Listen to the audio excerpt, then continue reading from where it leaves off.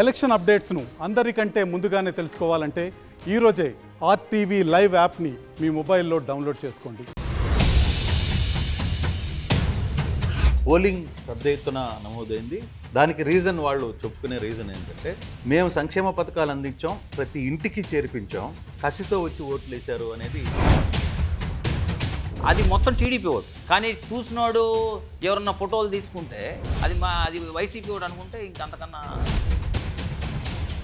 ముఖ్యమంత్రి సాక్షాత్గా ఒక మాట చెప్పారు, 2019 రిజల్ట్స్కి ఇంకా మెరుగైన రిజల్ట్స్ రాబోతున్నాయి, దేశం మొత్తం కూడా ఆంధ్రప్రదేశ్ రాష్ట్రం వైపు చూడబోతుంది జూన్ 4న. నాకున్న ఇన్ఫర్మేషన్ ప్రకారం అయితే 151 సీట్లు రావట్లేదు అనేది వైఎస్ఆర్సీపీలో ఉన్న 60% కార్యకర్తలు. ఫోకస్ అంతా ఇప్పుడు రాష్ట్రం మొత్తం కూడా ఉభయ గోదావరి జిల్లాలు ఏ విధంగా ఉన్నాయి పరిస్థితి, అక్కడ ఆ 2 జిల్లాల్లో ఎటువంటి రిజల్ట్స్ రాబోతున్నాయని చాలా ఆసక్తిగా చూస్తున్నారు. పవన్ కళ్యాణ్ గారి ఎఫెక్ట్ మేజర్ ఎఫెక్ట్ ఒకటి. రెండోది, వీళ్ళు నిద్రలేసిన కాడి నుంచి పవన్ కళ్యాణ్ గారిని తిట్టి అని టీడీపీ కూటమి ఏదైతే ఉందో పక్కాగా ఈస్ట్ గోదావరిలో 15-14 సీట్లు మేము కొడతామని బలంగా చెప్తున్నాం. వైఎస్ఆర్సీపీ అభ్యర్థులు ఎవరు గుండెల మీద చేసుకుని నేను గెలుస్తానని చెప్పే పరిస్థితి లేదు. 21 స్థానాల్లో ఎన్ని గెలవబోతున్నారు పవన్ కళ్యాణ్ అంటే ఏం చెప్తుంది? ఎన్ని చెప్పుకోవడానికి బాగుంటాయి, కానీ గ్రౌండ్ లెవెల్లో వేరేగా. గ్రౌండ్ లెవెల్లో ఈసారి పవన్ కళ్యాణ్ గారిని ఎట్టి పరిస్థితులు. పల్నాడు లాంటి జిల్లాలో ఎప్పుడూ లేనిది ఈసారి ఎందుకు అంత ఇది ఒక ప్రీ ప్లాన్డ్ అంటున్నారు, మొత్తం పోలీసుల సహకారం తీసుకుని ఓట్లన్నీ రిగ్గింగ్ చేశారు అనేది ఒక చర్చ నడుస్తుంది. నిజంగా ఫ్యాక్టర్ ఏంటి? వన్ సైడ్గా చేస్తున్నా ఆడ ఏం మాట్లాడేవాడు కాదు ప్రజలు కానీ కార్యకర్తలు కానీ. ఈసారి వాళ్ళందరూ ఎదురు తిరగడం స్టార్ట్ చేశారు. దీనివల్లే గొడవలు ఎక్కువైనాయి. ఇప్పటికీ మీకు కాన్ఫిడెంట్ వచ్చిందా కూటమి రాబోతుంది, దీంట్లో ఎటువంటి మార్పు లేదు అనే ఒక కాన్ఫిడెంట్లో ఉన్నారా? పోయినసారి వచ్చిన మెజార్టీ రాకపోవచ్చు అంటున్నారు. ఈసారి నేను డెఫినెట్గా చెప్పగలను, ఆ లబ్ధిదారులు ఎవరైతే తీసుకున్నారో వాళ్ళు ఎవరు వైఎస్ఆర్సీపీకి ఓటు వేయట్లా. Welcome to RTV. గతంలో ఈ ఎన్నికలు జరగక ముందు దాదాపుగా గుంటూరుకు చెందిన తెలుగుదేశం నేత భరత్ రెడ్డితో చాలా సీరియస్గా ఆర్టీవీ ఒక డిబేట్ని నడిపింది. అంటే ఎందుకు భరత్ రెడ్డితో నడిపాము అంటే, భరత్ రెడ్డికి అంటే ఆంధ్రప్రదేశ్లో కావచ్చు, తెలంగాణలో కావచ్చు, ఎలక్షన్ మేనేజ్మెంటు, తర్వాత ఎన్నికలకు సంబంధించిన ఫలితాలు ఎలా ఉంటాయి, పోల్ మేనేజ్మెంట్ ఏ విధంగా జరుగుతుంది అనే అంశాల మీద ఆయనకు ఒక రీసెర్చ్ చేసే అలవాటు ఉంది. దాదాపుగా గతంలో కూడా ఆయన చెప్పిన రీసెర్చ్ 100కి 100% కరెక్ట్ అయిన పరిస్థితుల్లోనే గతంలో ఒక 1 మంత్ బ్యాక్ కూడా మనం ఆయనతో ఒక ప్రత్యేకమైన ఇంటర్వ్యూని డిబేట్ని నడిపాం. అయితే ఈరోజు మళ్ళీ ఎలక్షన్స్ ముగిసాయి, ఓటర్లు తమ తీర్పుని ఇచ్చారు, అవన్నీ కూడా మరో 4 రోజుల్లో బయటకు వచ్చే పరిస్థితుల్లో భరత్ రెడ్డితో మరోసారి ఆర్టీవీ ఇంక్లూడ్ చేయడానికి ఎందుకు ప్రయత్నిస్తోందంటే, గతంలో ఆయన చెప్పిన మాటలకి ఆఫ్టర్ ఎలక్షన్ తర్వాత రిజల్ట్స్కి ఎలా ఉండబోతుంది, ఆయన చెప్పిన మాటల మీదనే ఉంటున్నారా, ఏమైనా మార్పులు చేపులు జరగబోతున్నాయనే అంశాల మీద ఆయనతో మాట్లాడడానికి భరత్ రెడ్డితో మనం ప్రత్యేకంగా ఈరోజు కూర్చున్న పరిస్థితి అయితే ఉంటుంది. సార్ నమస్తే. భరత్ గారు, కరెక్ట్గా 1.5 మంత్ బ్యాక్ మీతో ఒక ఇంటర్వ్యూ చేయడం జరిగింది. అంటే ఈ ఇంటర్వ్యూలో కొన్ని విషయాలు ఆ రోజు చాలా సీరియస్గానే మీరు మన ఇద్దరి మధ్య కొంత డిబేట్ జరిగిన పరిస్థితులు చూశారు. సో స్టిల్ ఫలితాలు ఇంకా 4 రోజుల్లో రాబోతున్న నేపథ్యంలో మీరు అనుకుంటున్న ఆ రోజు ఏదైతే మాట్లాడారో అదే మాట మీద ఉన్నారా, లేదు పోలింగ్ సరళి పెద్ద ఎత్తున మహిళలు రావడం ఇవన్నీ చూసిన తర్వాత మీలో ఆలోచనలో కావచ్చు, మీ రిపోర్ట్స్లో ఏమన్నా తేడా వస్తుందా? ఆలోచనలో కానీ నేను ఆ రోజు చెప్పిన ఏ మాటలు అయితే ఉన్నాయో దానిలో నేను 100% ఆ రోజు ఏ స్టాండ్లో ఉన్నాను, ఇప్పుడు ఆ స్టాండ్లో ఉన్నాను. దానికి మించి ఇంకా ఎలక్షన్ బాగా జరిగింది అనేది నా అభిప్రాయం.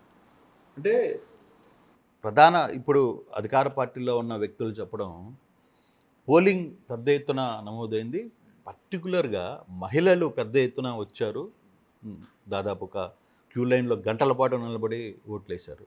దానికి రీజన్ వాళ్ళు చెప్పుకునే రీజన్ ఏంటంటే, మేము సంక్షేమ పథకాలు అందించాం, ప్రతి ఇంటికి చేర్పించాం, కాబట్టే మహిళలు మాకు ఖచ్చితంగా ఓటు వేసి తీరాలి అని కసితో వచ్చి ఓట్లు వేశారు అనేది చెప్తుంది. అందులో కాకుండా ముఖ్యమంత్రి సాక్షాత్గా ఒక మాట చెప్పారు, 151 రిజల్ట్ గతంలో 2019 రిజల్ట్స్కి ఇంకా మెరుగైన రిజల్ట్స్ రాబోతున్నాయి, దేశం మొత్తం కూడా ఆంధ్రప్రదేశ్ రాష్ట్రం వైపు చూడబోతుంది జూన్ 4న అని ఒక మాట చెప్పారు. మీరు ఏమంటారు దాన్ని?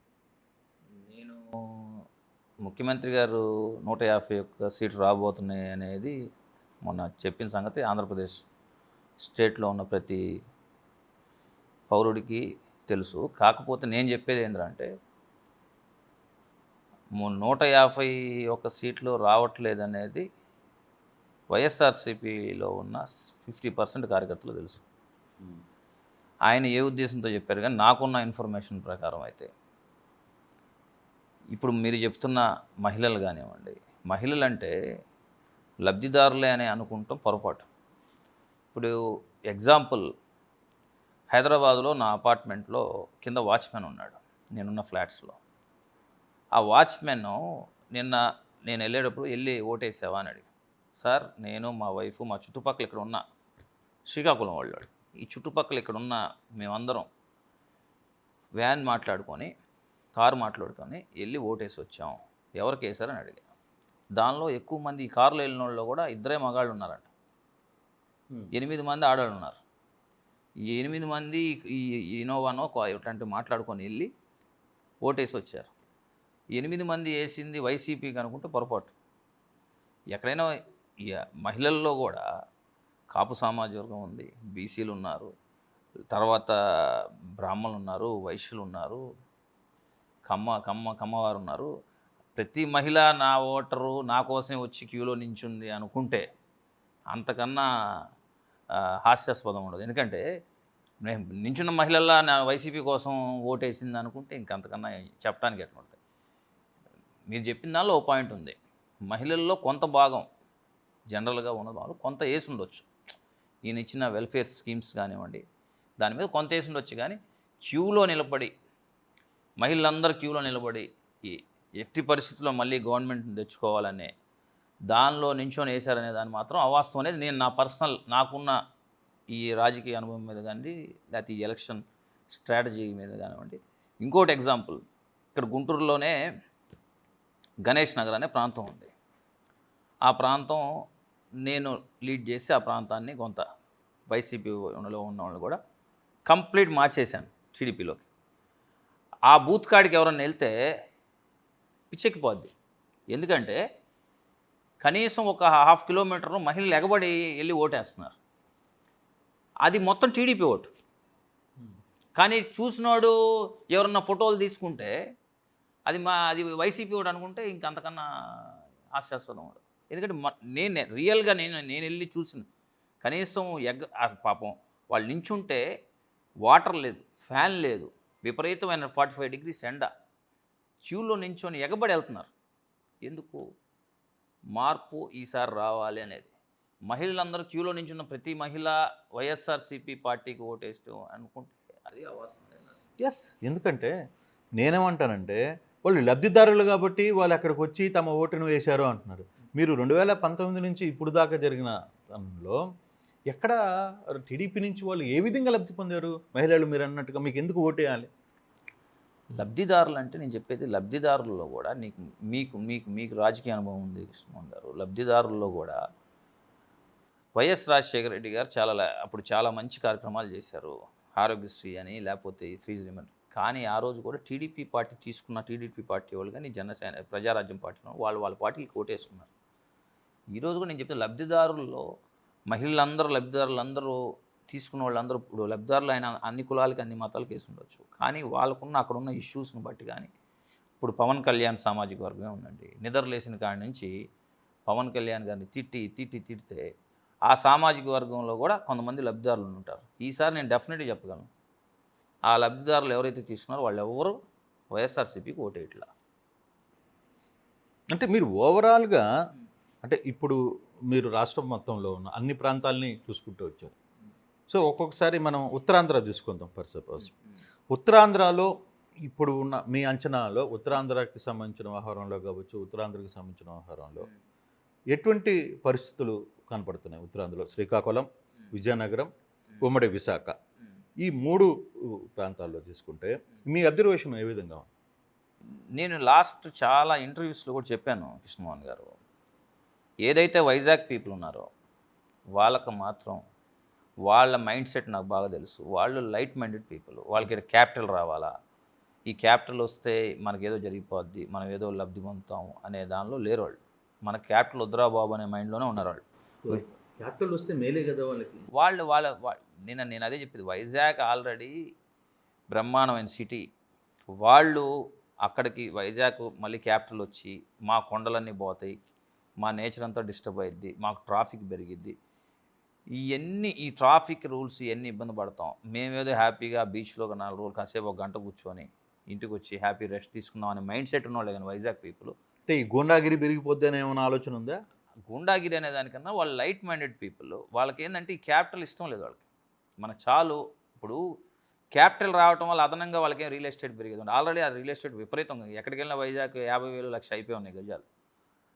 వాళ్ళ మైండ్ సెట్ ప్రకారం వాళ్ళకి ఎన్ని ఇష్యూస్, ఎవరెవరో కొత్త వాళ్ళు వస్తారు క్యాపిటల్ వస్తే, మనకెందుకు, మన ప్రాంతం హ్యాపీగా మనం ఉన్నాం అనే దాని మీదే వాళ్ళు ఉన్నారు. కానీ నేను క్యాబ్ డ్రైవర్స్ని చాలామందిని అడిగాను. క్యాబ్ డ్రైవర్ కూడా అదే అంటాడు, మాకెందుకు సార్ రాజధాని, మేమేదో హ్యాపీగా మా పాడి మేము బతున్నాం, ఈడ కొత్త వాళ్ళు వస్తారు, ట్రాఫిక్ పెరిగిద్ది, పొల్యూట్ అయిపోద్ది సిటీ అంతా, మాకు రాజధాని అవసరం లేదనేది మేజర్ పార్ట్. వాళ్ళు ఉండుంటారు అక్కడ కూడా, రాజధాని కావాలనుకున్నవాడు ఎవరో భూములు ఉన్నవాళ్ళు, ఆ రియల్ ఎస్టేట్ వ్యాపారం చేసేవాళ్ళు కొంత భాగం 10 to 15% ఉండుండొచ్చు. కానీ క్యాపిటల్ వల్ల విశాఖపట్నంలో విపరీతమైన ఓట్లు పడతాయని అది అవాస్తవం. నాకు తెలిసి విశాఖపట్నం సిటీలో కూడా ఏదో ఒక కేకే రాజు గారి కాన్స్టిట్యున్సీ నార్త్, విశాఖపట్నం నార్త్ ఏదైతే ఉందో అదొకటే టైట్ ఫైట్ అంటున్నారు. కానీ ఏ సీటు విశాఖపట్నం సిటీలో ఏ సీటు వైఎస్ఆర్సీపీ గెలవబోట్లేదు. ఇదొకటి కేకే రాజు గారిది టైట్ ఫైట్ అనేది ఒకటి నడుస్తూ ఉంది. అది ఇలా రేపు 4వ తారీఖు చూడాలా.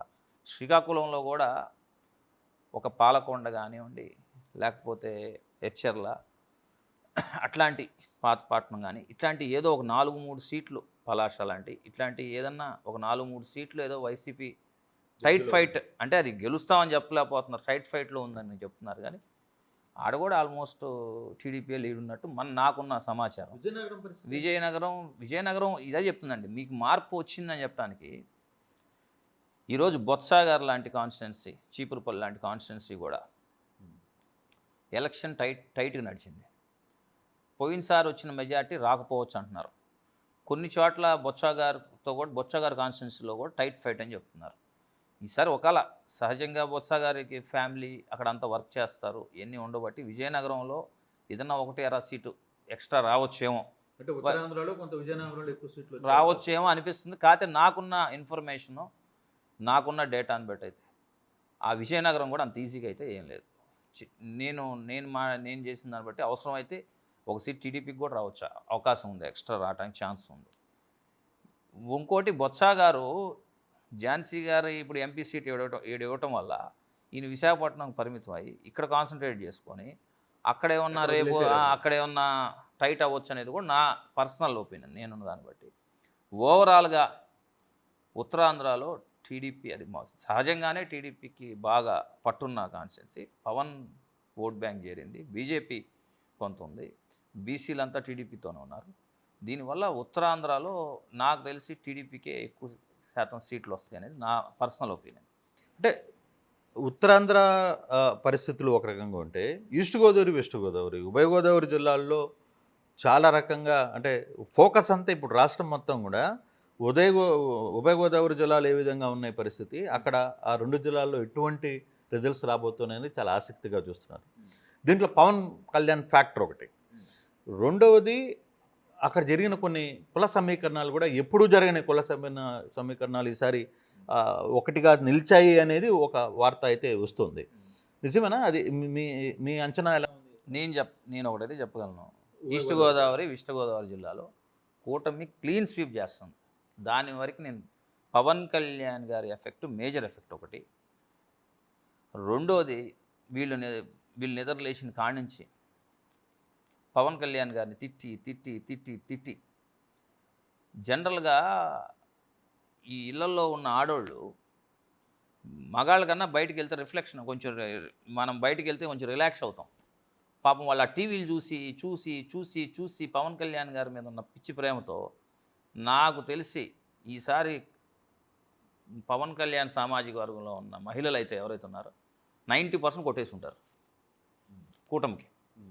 పిల్లలు చిన్నపిల్లల్లో పవన్ కళ్యాణ్ అంటే యంగ్స్టర్స్ అంతా పవన్ కళ్యాణ్ గారి వైపే ఉన్నారు. ఈసారి చదువుకున్న కాపుల్లో కూడా పవన్ కళ్యాణ్ గారికి ఓటేద్దాం ఒక్కసారికి అనేది వచ్చేసింది.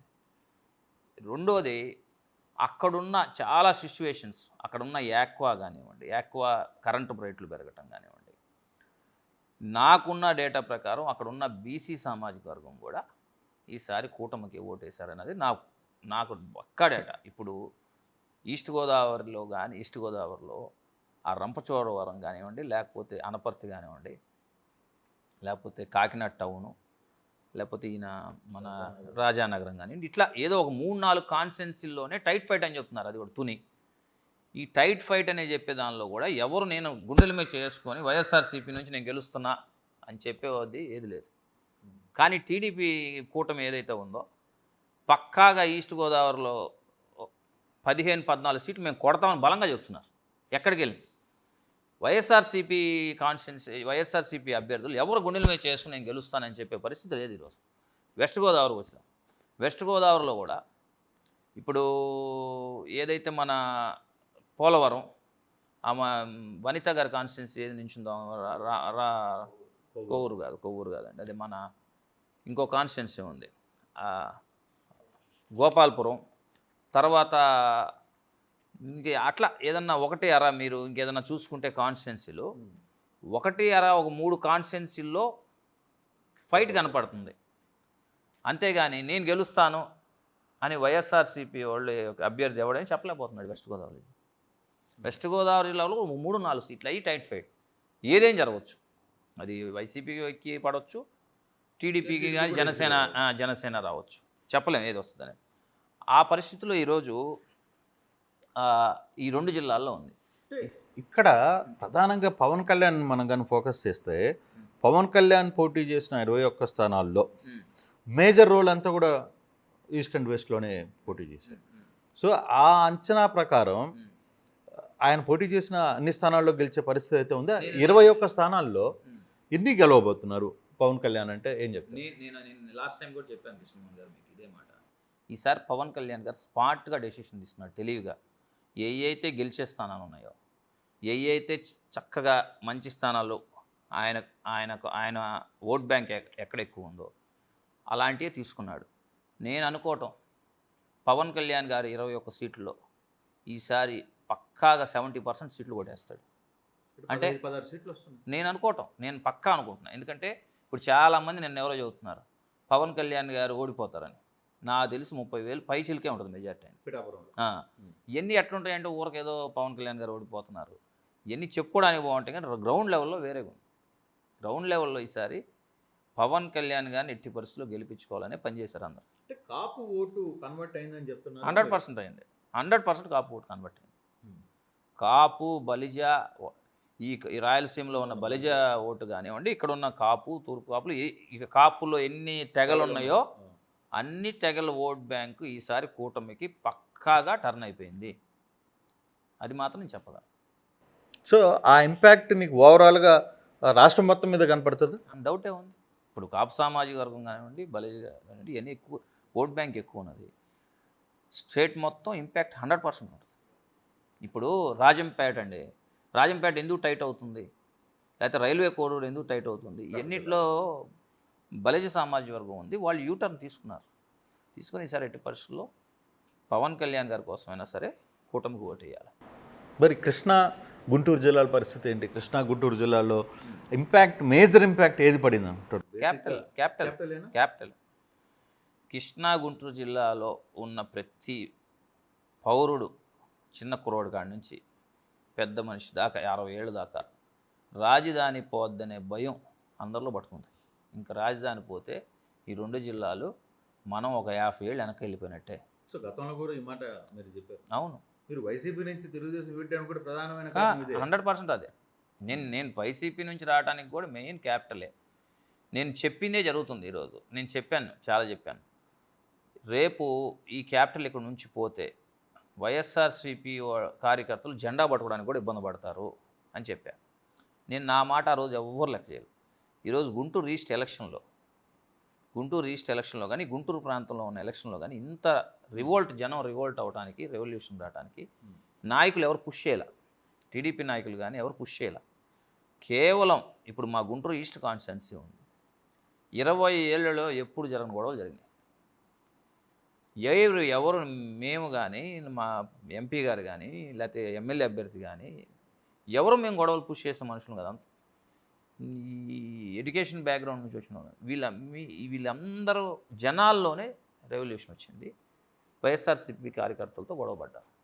పల్నాడు లాంటి జిల్లాలో ఎప్పుడూ లేనిది ఈసారి ఎందుకు అంత ఇది ఒక ప్రీప్లాన్డ్ అంటున్నారు టీడీపీ వ్యక్తులు, కొంత ప్రీప్లాన్డ్గా చేసి మాచర్ల లాంటి నియోజకవర్గంలో మొత్తం పోలీసుల సహకారం తీసుకుని ఓట్లన్నీ రిగ్గింగ్ చేశారు అనేది ఒక చర్చ నడుస్తుంది. సేమ్ అవతల వాళ్ళు కూడా ఉద్దేశపూర్వకంగానే మా మీద దాడులు చేశారని ఉంది. నిజంగా ఫ్యాక్టర్ ఏంటి? అది నాకు ఆ జిల్లాల మీద నాకు కొంత అవగాహన లేదండి. నాకు అవగాహన నేనేం దాని మీద పెద్దగా రీసెర్చ్ చేయలేదు, ఆ ప్రాంతం మీద ఎస్పెషల్లీ. కాకపోతే నేను అనుకోవటం, జనాల్లో అయితే ఈసారి ఎట్టి పరిస్థితుల్లో చంద్రబాబు నాయుడు గారిని ముఖ్యమంత్రి చేసుకోవాలా, కూటమిని గెలిపించాలనే ఆలోచన అయితే పక్కాగా వచ్చింది. ఆ ఆలోచన వల్లే ఇంత ముందర ఎక్కడన్నా వైఎస్ఆర్సీపీ కాన్స్టిట్యున్సీలో నుండి వన్ సైడ్గా చేస్తున్నా ఆడ ఏం మాట్లాడేవాళ్ళు కాదు ప్రజలు కానీ కార్యకర్తలు కానీ. ఈసారి వాళ్ళందరూ ఎదురు తిరగటం స్టార్ట్ చేశారు. దీనివల్లే గొడవలు ఎక్కువైనది. నా పర్సనల్ అంటే నాకు దాని మీద పెద్ద అవగాహన లేదు. అక్కడ ఏం జరిగిందో మాకు ఇక్కడ ఈ ప్రాంతం మా గుంటూరు జిల్లా చూసుకోవడం సరిపోయింది. మాకు అక్కడ ఏం జరిగిందో నాకు అంత అవగాహన లేదు. నేను అనుకోవడం నేను ఓవరాల్గా జనాలు చూస్తే కసి పెరిగింది. కసి పెరిగింది. మీరు యాంటీ జగన్ గారిని దించాలనే ఓట్ బ్యాంక్ అయితే కసిగా లైన్లో నిలబడి ఓటేశారండి ఎవరైనా సరే. 2 జరిగినాయండి ఈరోజు ఎలక్షన్. ఒకటి, జగన్మోహన్ రెడ్డి గారిని ఎట్టి పరిస్థితుల్లో ముఖ్యమంత్రి కానివ్వకూడదు అనే వర్గం ఏదైతే ఓట్ బ్యాంక్ ఉందో మొత్తం ఒక సైడ్కి వెళ్ళిపోయింది. ఇంకా మిగిలింది ఏంద్రా అంటే జగన్మోహన్ రెడ్డి గారితో స్కీమ్ తీసుకున్న ఓటరే మిగిలాడు. ఆ ఓటర్కి ఈ ఓటర్కి మధ్యన ఎలక్షన్ జరిగింది. జగన్మోహన్ రెడ్డి గారిని ఎట్టి పరిస్థితుల్లో ముఖ్యమంత్రి కానివ్వకూడదు అనే ఓటర్ల మధ్యన స్కీమ్స్ తీసుకున్న మధ్యనే. ఇక్కడ ఒక పాయింట్ మర్చిపోయేదంటే, ఎవరైతే జగన్మోహన్ రెడ్డి గారి పాత అభిమానులు కానీ పాత మాలాంటోళ్ళు కానీ ఎవరు ఈసారి ఎలక్షన్లో యాక్టివ్గా పార్టిసిపేట్ చేయాలి. కారణం ఏంటి? ఎందుకు కార్యకర్తలు, వైసీపీ కార్యకర్తలు ఈసారి మీరు చెప్పిన దాంట్లో డిస్ట్రిబ్యూషన్ ఆఫ్ మనీ కావచ్చు, లేకపోతే పోల్ మేనేజ్మెంట్లో కూడా మనం చాలా వార్తలు వింటున్నాం. గుడివాడ లాంటి ప్రాంతంలో కూడా ఆ కార్పొరేటర్లే డబ్బులు తీసుకుని పారిపోయారు అనేది చాలా నియోజకవర్గాల్లో కూడా ఇదే ఇష్యూ జరుగుతోంది. అంటే ఎక్కడో కార్యకర్తకి పార్టీకి గ్యాప్ వచ్చేసిందే. ఫుల్ గ్యాప్ వచ్చింది. అది స్వయంకృతం. ఎందుకంటే ఈ వాలంటీర్ వ్యవస్థలు ఇవన్నీ పెడతాం వల్ల ఏదైతే వైఎస్ఆర్సీపీ పాత క్యాడరు, ఈయన జగన్ గారి కోసం పనిచేసిన పాత క్యాడర్లంతా కూడా పాపం వాళ్ళ టైము, ఆస్తులు ఇవన్నీ పెట్టుకొని ఇంతకాలం నడిపారు. కానీ రేపు ఈ 5 ఏళ్ళలో కూడా వాళ్ళ పెత్తనమే సాగల. వాళ్ళు ఏ వ్యాపారాలు చేసి మనీ సంపాదించుకోలే 5 ఏళ్ళలో. ఇవన్నిటి దృష్ట్యా వాళ్ళు కూడా పాపం ఒకలాంటి డిప్రెషన్కి వెళ్ళి మనం ఇంకా ఆ వాలంటీర్తోనో లేకపోతే ఆ వ్యవస్థలతోనో చేసుకుంటారులే అన్నట్టుగా ఏదో వేరే పార్టీలోకి వెళ్ళలేరు కాబట్టి ముట్టినట్టు ఉన్నారు. కానీ 100%. కానీ కూటమి పార్టీల్లో ఉన్న ప్రతి కార్యకర్త, టీడీపీ కానివ్వండి, జనసేన కానివ్వండి, బీజేపీ కానీ 100% పనిచేశారు. అది జరిగింది. మంగళగిరి పరిస్థితి ఏంటి? మంగళగిరిలో గతంలో మీరు ఒకసారి చెప్పారు 30,000 ఓట్లతో ఖచ్చితంగా. 30,000 కాదన్న, 30,000 కాదు కృష్ణమోహన్ గారు. నేను నా వర్డ్ మీద ఈ రోజుకి నేను స్టాండ్ అయ్యే ఉన్నా. మంగళగిరి విషయంలో గుంటూరు ఈస్ట్ కూడా నేను చెప్తాను, ఇప్పుడు ఇది అయిన తర్వాత చెప్తాను. మంగళగిరి విషయంలో నేను ఈరోజు స్టాండ్ అయి ఉన్నాను. నేను 5 నెలల కిందట ఏది చెప్పానో 5 నెలల కిందట నేను చెప్పాను, నారా లోకేష్ గారు 20,000 పైచిలకు మెజార్టీతో గెలుస్తున్నాడని చెప్పాను. నేను ఆ స్టాండ్ మీద ఈరోజు నిలబడి ఉన్నాను. మంగళగిరిలో నారా లోకేష్ గారు 20,000 నుంచి మీరు అంటున్నారు కదా 30,000 అవ్వచ్చు, 40,000 అవ్వచ్చు, 20,000 ఒక్క ఓటు కూడా తగ్గదు. 20,000 మెజార్టీకి ఒక్క ఓటు కూడా తగ్గదు. మీరేమో మాట చెప్తున్నారు, వైసీపీ వాళ్ళు డైరెక్ట్గా ట్వీట్లో చెప్తున్నారు మంగళగిరిలో ఈసారి. అదే నేను ఇప్పుడు చెప్తుంది అదే. మంగళగిరి ప్రాంతంలో రెడ్డి సామాజిక వర్గం ఉందండి. నూతక్కి, రామచంద్రాపురం, ఉండవల్లి ఈ ప్రాంతాల్లో ఉన్నారు రెడ్డిస్ చాలామంది, తాడేపల్లితో సహా. వీళ్ళు కూడా ఈసారి ఈ ప్రాంతంలో ఈసారి తెలుగుదేశం పార్టీకి ఓటేశారు. కొంతమంది, అందరూ వేశారంట్లా, ఎక్కువ శాతం. కేవలం చెప్పాను కదా, స్వయం కుప్రాదం, ఈ క్యాపిటల్ ఇష్యూని గెలుక్కొని ఈ క్యాపిటల్ నేను నుంచి తీసేస్తానని చెప్పి అక్కడ వైజాగ్లో పెడతానని, కర్నూలులో పెడతానని, ఆ వైజాగ్లో పెట్టకుండా అక్కడ పీపుల్తో వాళ్ళు డిఫర్ అయ్యి, ఇక్కడ వీళ్ళతో డిఫర్ అయ్యి, ఇక్కడ కర్నూలులో డిఫర్ అయ్యి, కేవలం ఇవన్నీ చేసుకొని రేపు ఈరోజు లోకేష్ గారు, నేను అది కూడా చెప్తాను, ఐదేళ్ళు లోకేష్ గారు డే 1 నుంచి ఆ ప్రాంతంలో ఉన్నాడు. ప్రాంత ప్రజలను వదిలిపెట్టాలి, అక్కడ ఏ సమస్యలు వచ్చి నిలబడ్డాడు. అందుకని ఇంత భారీ మెజార్టీతో లోకేష్ గారు గెలవబోతున్నారు. మీరేమో ఈ మాట చెప్తున్నారు, జగన్మోహన్ రెడ్డి ఏమో వైజాగ్లో ఆల్రెడీ 9వ తారీఖు ప్రమాణ స్వీకారం, ఆ తర్వాత వెంటనే క్యాంపస్లో జాయినింగ్, అక్కడ రూమ్స్ అన్నీ బుక్ చేసుకుంటున్నారు, అన్ని రకాల ఏర్పాట్లు అయితే జరిగిపోతున్నాయి. ఎలా చూస్తారు దీన్ని? అంటే నాకున్న రాజకీయ అనుభవం బట్టి కానీ, నాకున్న చాలా అన్ని వర్గాల నా స్నేహితులు ఉన్నారు. పోలీస్ డిపార్ట్మెంట్లో కానివ్వండి, ఎంప్లాయీస్లో కానివ్వండి, లేకపోతే వైఎస్ఆర్సీపీలో కొంతమంది లీడర్స్తో కూడా నేను మాట్లాడాను. ఎవరితో మాట్లాడినా నాకు తెలిసి 95% మళ్ళీ జగన్మోహన్ రెడ్డి గారి గవర్నమెంట్ వస్తుందనే దానికి అవకాశమే లేదు. నా పర్సనల్ ఒపీనియన్ ఇది. ఇంకా 5% ఏదైనా అద్భుతం జరగాలి, మెరికల్. అంటే ఎలాంటి అద్భుతం జరగచ్చు? ఏమో మాకు అర్థం కావట్లేదు. ఇప్పుడు మేము మా టీం వెళ్ళి 10 మందిని అడుగుతుంటే 8 మందో 7 మందో కూటమి కోటేయాలని చెబుతున్నారు, వేసామని చెబుతున్నారు. అంతమందిలో వేసామని చెబుతున్నారు. ఆ 3, 4 వాళ్ళు కూడా చెప్పట్లా, అది కూడా వేసామని చెప్పట్లే, వేయలేదని చెప్పి. మరి ఎలా ప్రభుత్వం వస్తుంది అనేది మాకు అర్థం కావట్లా. ఇప్పుడు సర్వే దానికన్నా కూడా మాకు జనరల్ నాలెడ్జ్ ఉంటుంది. ఇప్పుడు జనరల్గా నేనేం చెబుతున్నాను, ఇందాకేం చెప్పాను, మా విశాఖపట్నం హైదరాబాద్లో ఉన్న వాచ్మెన్స్ రోజువారీ పనిచేసిన వాళ్ళు కూడా వెళ్ళి టీడీపీకి వేశారు. కొన్ని ప్రాంతాల్లో ఇప్పుడు ఎక్కడెక్కడ నిలబడి ఓట్లు వేశారో, ఇప్పుడు గుంటూరే ఉందండి ఎగ్జాంపుల్. ఏసీ కాలేజీలో ఒక ఎంప్లాయ్కి వైఎస్ఆర్సీపీ వాళ్ళు వచ్చి 4,000 ఓటుకి ఇవ్వబోతే 4,000కి ఇంకో 1,000 రూపాయలు కలిపి వాళ్ళకి ఎదురిచ్చి వాళ్ళందరూ చూస్తుండగా టీడీపీకి ఓటేసి ఇచ్చారంట. అంత కసిగట్టు ఉంటే జనాల్లో అంత మార్పు వచ్చి అంత వ్యతిరేకత ఉన్నప్పుడు ఈయన జగన్మోహన్ రెడ్డి గారు ఓడిపోవటానికి 200 కారణాలు ఉన్నాయండి. గెలవడానికి ఒకటే స్కీమ్ తీసుకున్న మహిళలో ఎవరో వాళ్ళు ఓటేస్తేనే, లబ్ధిదారులు ఓటేస్తేనే గెలవాలి. ఈయన ఓడిపోవడానికి 200 ఆప్షన్స్ ఉన్నాయి ఓడిపోవడానికి. ఇన్ని దానిలో జగన్మోహన్ రెడ్డి గారు మళ్ళీ వస్తారని చెప్పారు, అద్భుతం జరిగితే తప్పగా. మరి ఆయన కాన్ఫిడెన్స్ లెవెల్ని ఎట్లా చూడాలి? సహజంగా మీకు ఆయన తత్వం అందరూ తెలుసు. ఆయన ఆ రోజు క్యాడర్లో ఉత్సాహం నింపడానికి అయి ఉండొచ్చు. ఆయన ఒకవేళ ఆయన నమ్ముతుంది నిజంగానే నేను లబ్ధిదారులందరికీ ఇచ్చేసాను వస్తుందేమో అని ఆయన నమ్ముతున్నాడేమో. నాకున్న అవగాహన బట్టి అయితే 95% కూటమే గవర్నమెంట్ ఫామ్ చేయాలా, 5% ఛాన్స్ ఉంది వైసీపీ రావడానికి. ఒక అద్భుతం జరిగితే వస్తుంది, అద్భుతం జరగదని నేను అనుకుంటున్నా.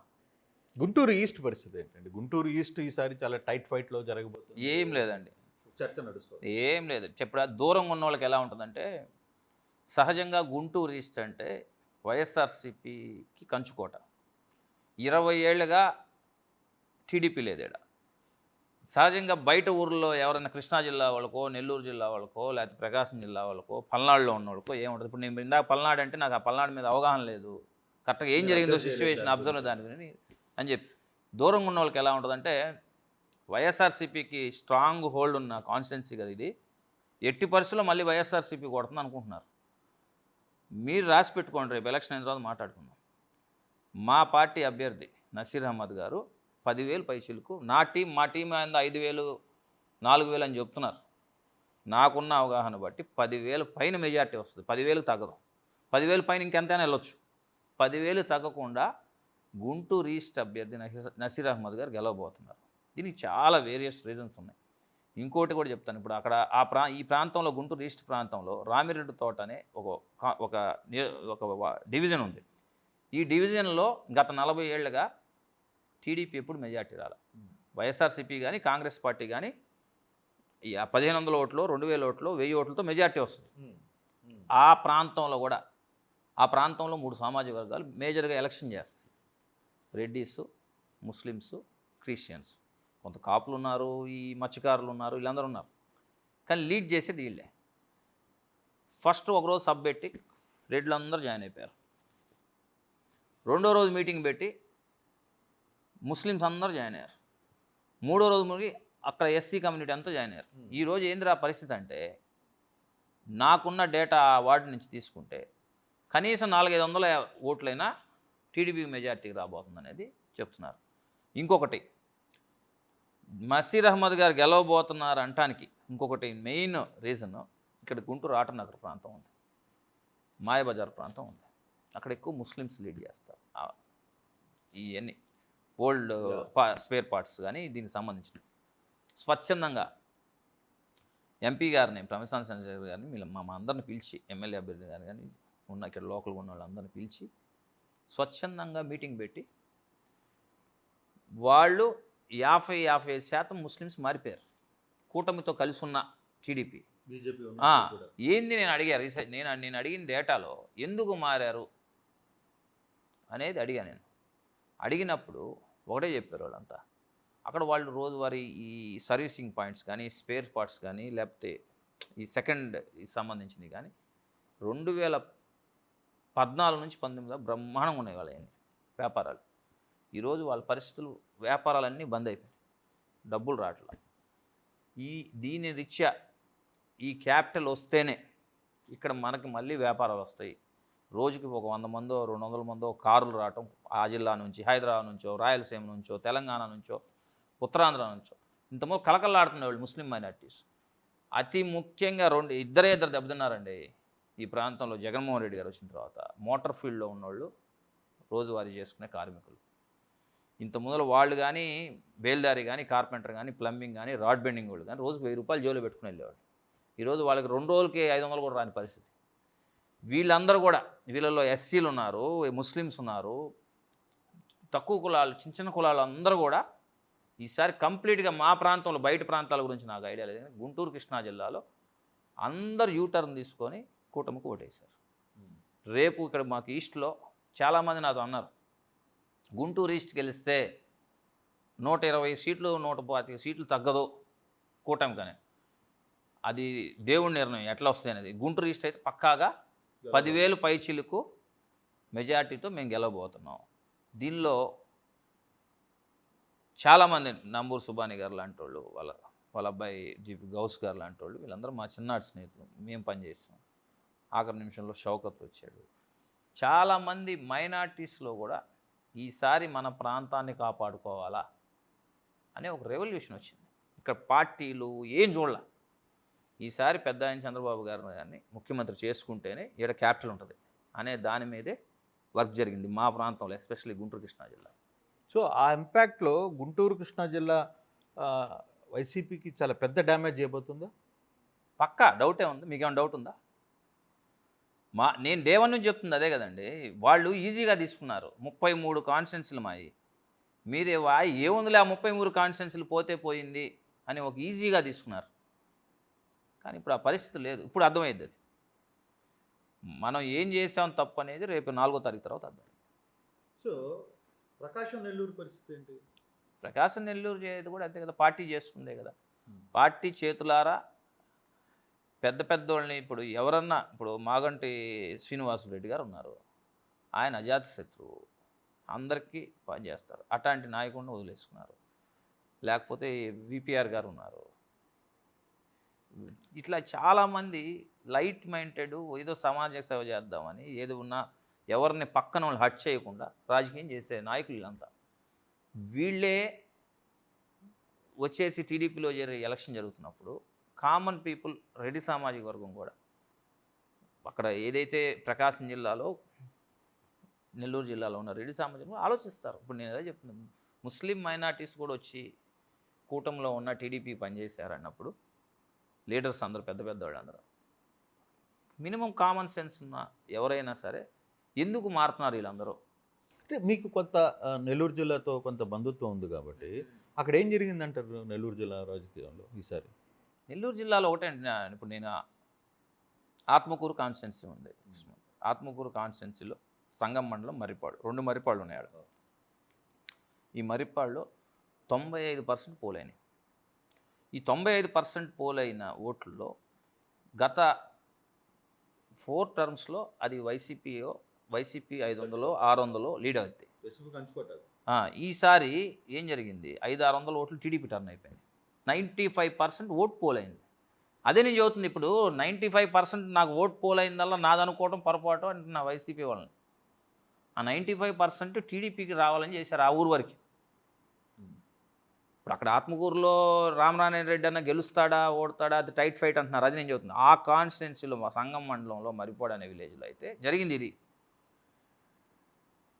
అక్కడ పీపుల్లో కూడా ఎవరిని అడిగినా ఫస్ట్ నారాయణ గారు అవుట్ రైడ్ గెలుస్తున్నారని చెబుతున్నారు, ప్రశాంతి గారు గెలుస్తున్నారని చెప్తున్నారు కోవూరు నుంచి. అట్లా కొన్ని పక్కాగా కొన్ని సీట్లు గట్టిగా చెప్పబోతున్నారు. వైసీపీలో ఏదో వైసీపీ వాళ్ళు కూడా అక్కడైతే సూలూరుపేట అని కొంత చెప్పబోతున్నారు. కానీ అది ఏందనేది నాకు ఇంకా కొంత డేటా ఇంక 2-3 రోజుల్లో తీసుకుంటే కానీ ఆ నెల్లూరు జిల్లా మేము కేవలం నేను గుంటూరు ఈస్ట్ గోదావరి జిల్లా, వెస్ట్ గోదావరి జిల్లా, కృష్ణా జిల్లా వీటి మీదే ఉన్నాం మేము.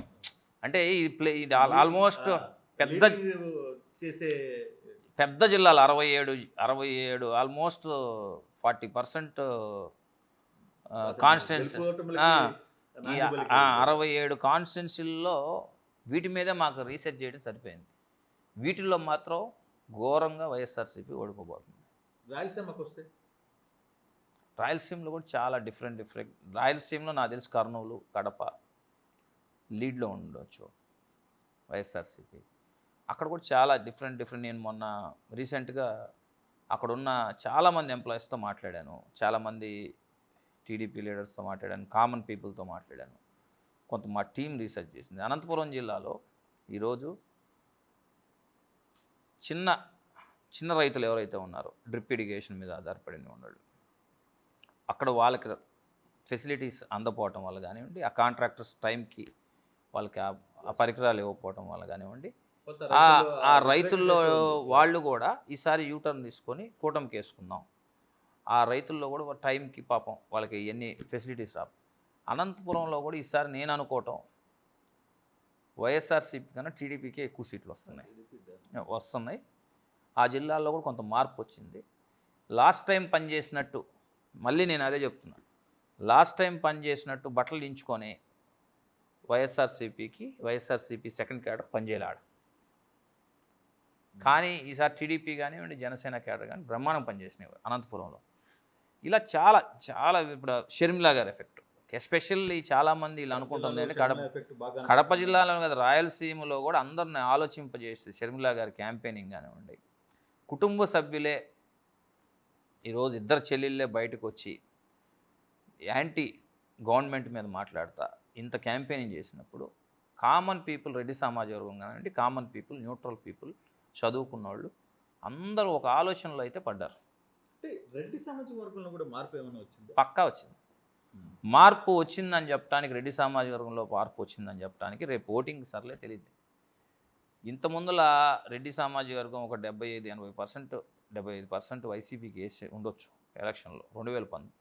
ఈసారి ఎంత హీనం చేసినా 10% ఉన్నా తగ్గాల. రెడ్డి సామాజిక వర్గం పక్కాగా ఆలోచనలో పడింది.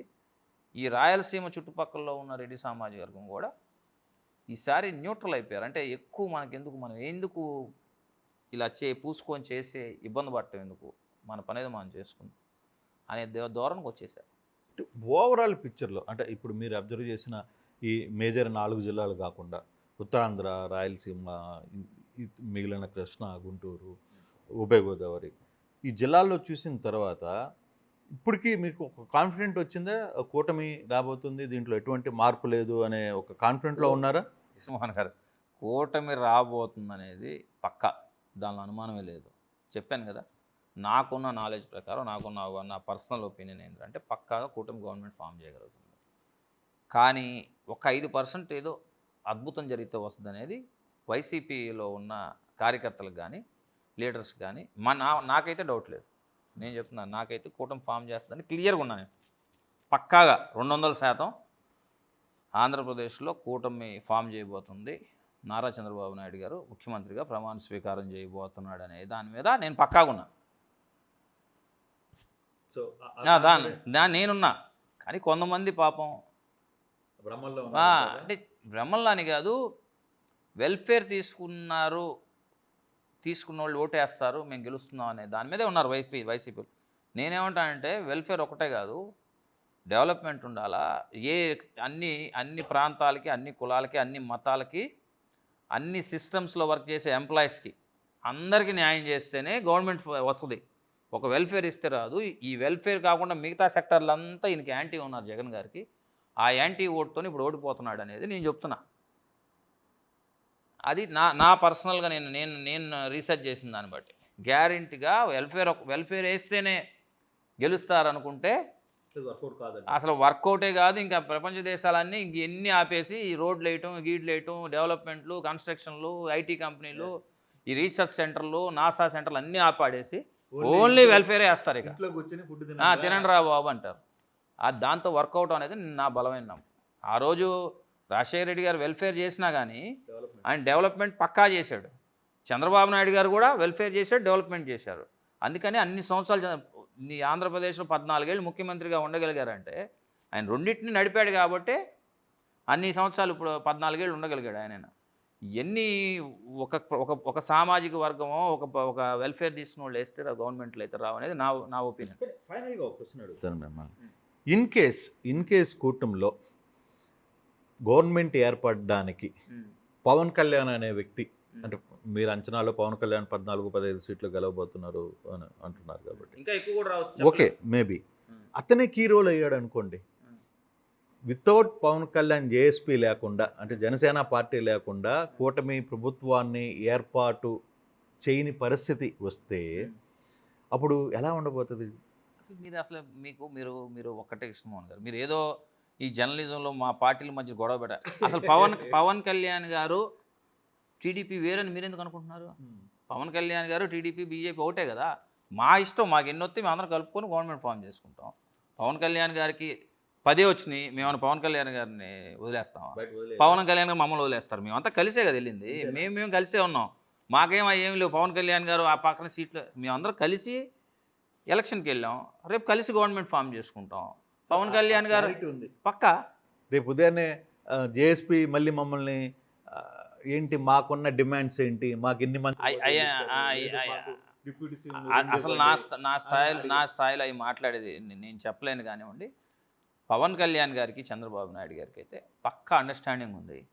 లోకేష్ బాబు గారు కానివ్వండి, పవన్ కళ్యాణ్ గారి మీద ప్రత్యేకమైన అభిమానం ఉంది. ఆయన పార్టీకి, టీడీపీకి ఎంత సపోర్ట్ చేశారో, టీడీపీ జనసేనకి ఎంత సపోర్ట్ చేసిందో, ఈసారి ఎంత కలిసిమెలిసి పనిచేశారు అనేది మేము లైవ్లో చూసాం. అందువల్ల లీడర్స్కి పక్కా అందరు కలిసి అవగాహనతో రేపు గవర్నమెంట్ నడుపుతారు. ఇప్పుడున్న సిచ్యువేషన్లో నా అంచనా ప్రకారం ఏ లీడరు కొట్టుకునే స్టేజ్లో ఉండరు. స్టేటే బాగాలేని పరిస్థితుల్లో ముందు స్టేట్ని గాడిలో పెట్టి నడపాలంటే పెద్ద ఆయన చంద్రబాబు గారికి అయితే ఆయనకి విజన్ ఉంది, దాన్ని ఎట్లా నడపగలడో క్లారిటీ ఉంది. వీళ్ళందరం కలిసి పవన్ కళ్యాణ్ గారు కానివ్వండి, పెద్ద బీజేపీ పార్టీ స్థానిక లీడర్లు కానీ అందరూ కలిసి రేపు సెంట్రల్ నుంచి ఫండ్స్ తెచ్చుకొని స్టేట్ని ముందు స్టాండ్ చేయాలి. స్టాండ్ అయితే తర్వాత ఏదైనా చేసుకోవచ్చు. అసలు ముందర మనమే మునిగిపోతున్నప్పుడు స్టాండ్ చేసుకొని దాన్ని లీడ్ చేస్తా వెళ్ళాల్సిందే. ఈసారి మా పవన్ కళ్యాణ్ గారికి కానివ్వండి, మా పార్టీ లీడర్స్ పెద్ద నాయకులు చంద్రబాబు గారు కానివ్వండి, లోకేష్ బాబు గారు కానివ్వండి, బీజేపీ అందరి మధ్య మంచి సంబంధాలు ఉన్నాయి. అసలు మీరు విడిపోవటం ఏమీ లేదు. అసలు విడిపోవటం అంటే మా కొన్ని సీట్లు, జనసేన కొన్ని సీట్లు, అన్నీ ఒకటే, మా అన్నీ కలిసి కదా మేము వెళ్ళింది. అంతేనా? సో ఆ క్లారిటీ అయితే అన్ని పార్టీల్లో ఉన్నాయి, పక్కా ఉంది. సో రేపు ఎటువంటి ఇబ్బందులు అయితే అన్ని పార్టీలో ఈసారి ఒకటే జరిగిందండి. ఈరోజు ఎలక్షన్ ఏం జరిగిందంటే అన్ని పార్టీ స్టేట్ మునిగిపోతుంది, స్టేట్ పరిస్థితి బాగా, రేపు జీతాలు ఇచ్చుకునే పరిస్థితి కూడా లేదు అనే దాని మీద అందరూ భయం బాధ్యతతోనే ఈసారి ఎలక్షన్ జరిగింది. సరే, ఒళ్ళు దగ్గర పెట్టుకుని పనిచేస్తారు పక్కా. ఒళ్ళు దగ్గర పెట్టుకుని అందరూ బాధ్యత ఇది. మా స్టేటు ఈ రాష్ట్రం ఇప్పుడు తెలంగాణ, హైదరాబాద్ వెళ్తే, వైజాగ్, మన చెన్నై వెళ్తే, బెంగళూరు వెళ్తే బాధ వస్తుంది. మా స్టేట్ని డెవలప్ చేసుకోవాలని ప్రతి ఆంధ్రుడు ఉంటుంది, దానిలో అనుమానం లేదు. ఈసారి పక్కాగా అందరు కలిసి పనిచేస్తారు, స్టేట్ని డెవలప్ చేసుకుంటారు. రైట్ భరత్ గారు, 4వ తారీఖు సాయంత్రం ఒకసారి మళ్ళీ మీ ఫలితాల మీద ఒక విశ్లేషణకి కూర్చునే ప్రయత్నం చేద్దాం. Thank you so much. Thank you. మరిన్ని వీడియోస్ కోసం ఛానల్ ని సబ్స్క్రైబ్ చేయండి, లేటెస్ట్ అప్డేట్స్ కోసం వాట్సాప్ ఛానల్ ని ఫాలో చేయండి అండ్ లింక్ డిస్క్రిప్షన్ లో ఉంది.